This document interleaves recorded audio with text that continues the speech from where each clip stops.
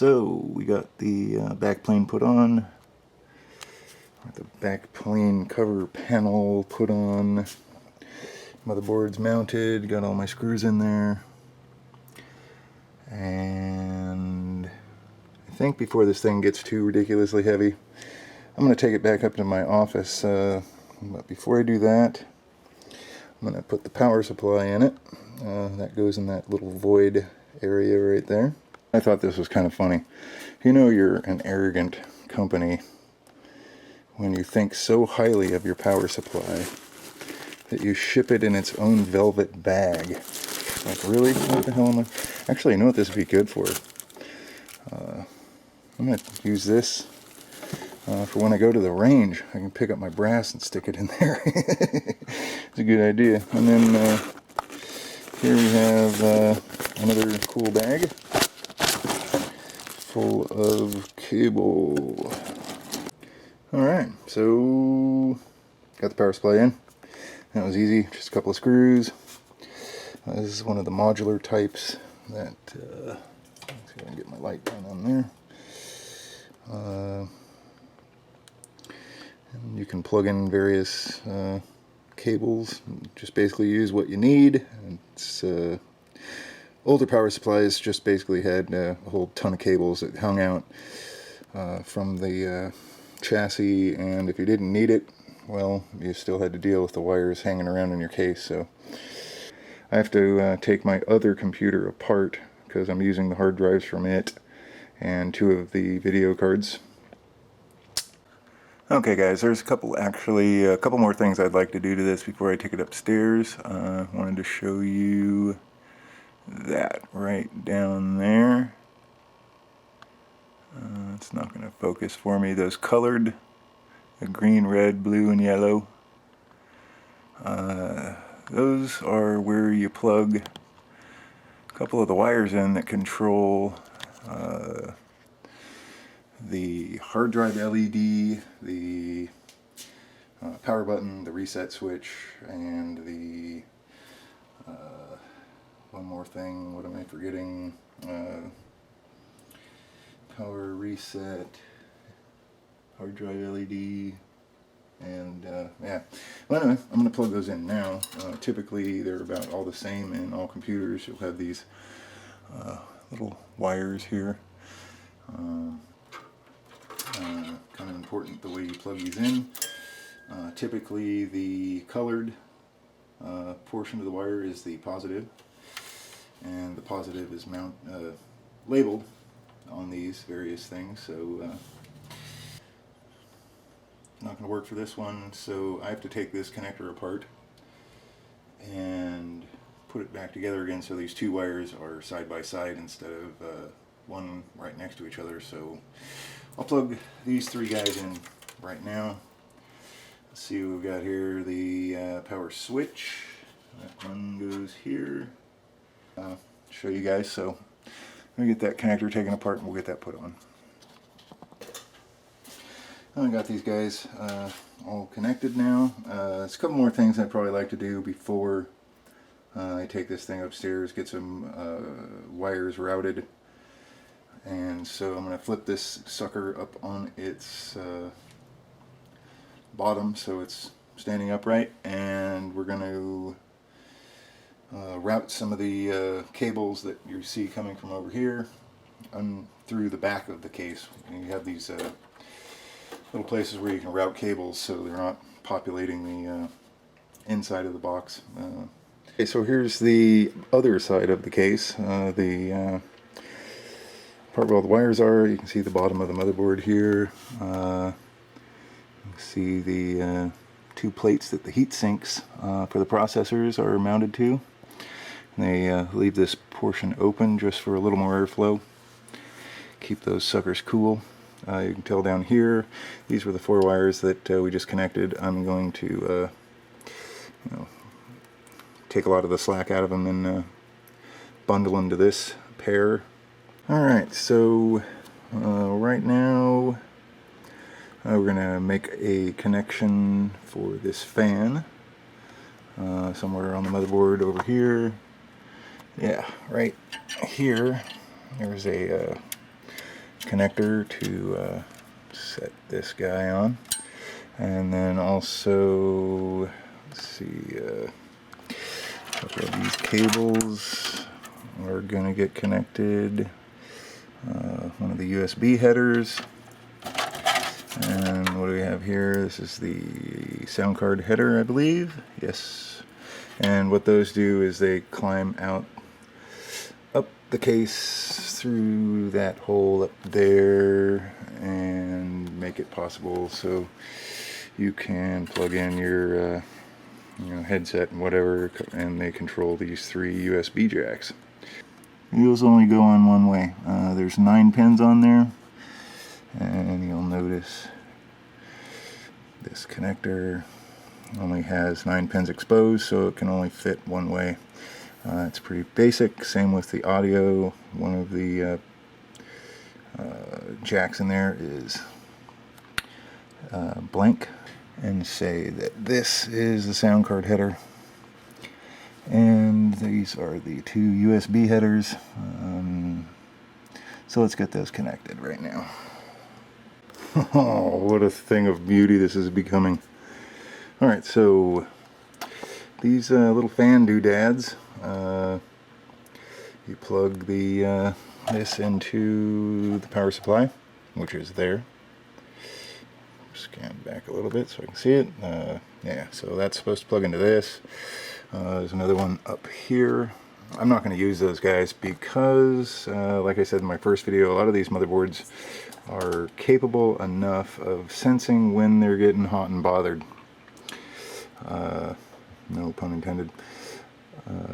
So I've connected the 2 front chassis fans to, you see that yellow, red, and black wire there.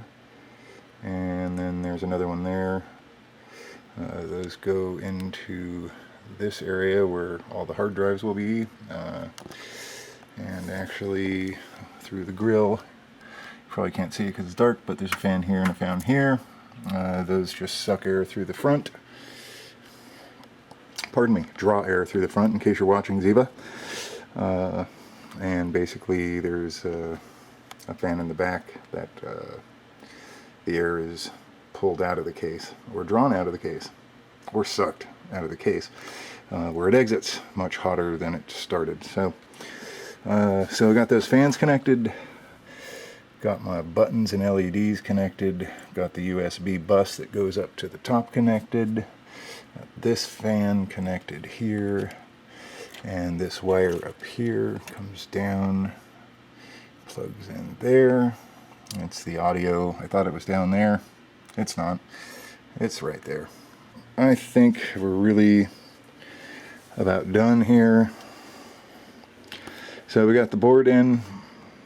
I haven't connected the power to it. The power is going to go to this black connector here. And as soon as I'm done rendering this video, I'll disassemble my current computer, pull the drives out, make sure everything's backed up first. So when you start over, just like this, basically you lose everything and you're starting with a brand new setup. So hope you guys enjoy this and aren't hating yourselves for asking me to do it some more. So thanks for sticking with me. I know it's a long video, but this is one of the reasons why I'm upgrading my computer. Right there. This is the hurry up and wait screen from Tel. Elapsed time 21, 22, 23. That's the estimated time. It's growing. That's why I'm building this new computer, man. I hate waiting. Alright, this thing's been running for 35 minutes and it's still got 2.5 minutes remaining. Oh, it's been a long day. Alright, so had to go back to the damn computer store again because the power supply they sold me, the 850 version, doesn't have 2 8-pin 12-volt connectors for the processors. Each one requires a 8-pin independent power supply. Beyond that, which is supplied on the motherboard, which is that connector there. These two green wires, aren't they pretty? Chartreuse green, gotta love that. The reason they are a different color than everything else is because these cables down here, I didn't really want to drape them across the front of the machine, and they wouldn't fit behind the motherboard in the little cable area. So I bought extensions for them, and green was the only freaking color they had. So to those black and red connectors right there. The two down below are one thing they call a RAID array. The two red ones are can be set up as either RAID 0 or RAID 1, and then the other 6 can be set up as RAID 0, 1, 5, or 10. I don't know why anybody would make a RAID 10 out of something like this. Basically, RAID is something that allows you to connect multiple hard drives to a system and make them appear to be one hard drive. There are 6 connectors right here. I'm going to do 4 RAID 1s, which is basically taking a bunch of drives and splitting what's called parity information between them, making them appear like one huge long big disk. But the beauty of sorry about that. The beauty of RAID 1 is it splits all 4 into equal numbers as well as the bandwidth. So it would be like the equivalent of having 4 times faster throughput to one drive. You have one of the CPU power cables coming here, another one here, and they kind of loop around and down and go back into that hole. Power supply is right behind there. Here's my old computer. Got a couple of CD-ROM drives, a little card reader doodad, and the rest of it's hard drives. Look inside there, it looks like 10 pounds of poop stuffed in a 3-pound bag. Kind of nutty. And if I pan out, you can tell the difference between the little computer and the new computer. Here's what I got in here. I don't even remember what kind of processor's in here. And it's a quad-core Xeon. It's not a Xeon. It's a standard Pentium. I can't think of. It's a 9860 or 9680 or something. I don't know. I can't remember. I built this damn thing so long ago. It's pretty badass back in the day. It's a 3-way SLI motherboard under there somewhere, made by the same company, EVGA. I like these guys. It's pretty high-end shit. You can see right here all my hard drives, those little black, these things right there. If you look at those, they're stacked up all the way to about there. And then the 2 CD-ROM drives are up there too. Okay, so I ripped this up pretty good. I got my stack of hard drives right here. 6 Western Digital Velociraptors. My 2 video cards.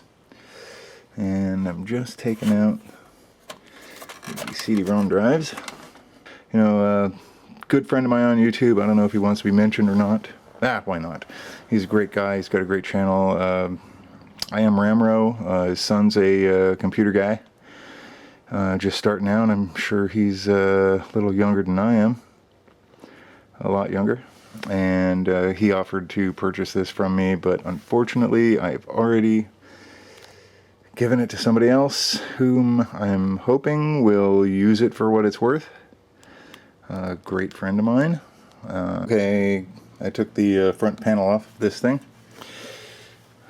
So there you can see the 2 cooling fans for the hard drives, and then the other bays for what you get is what you see kind of stuff.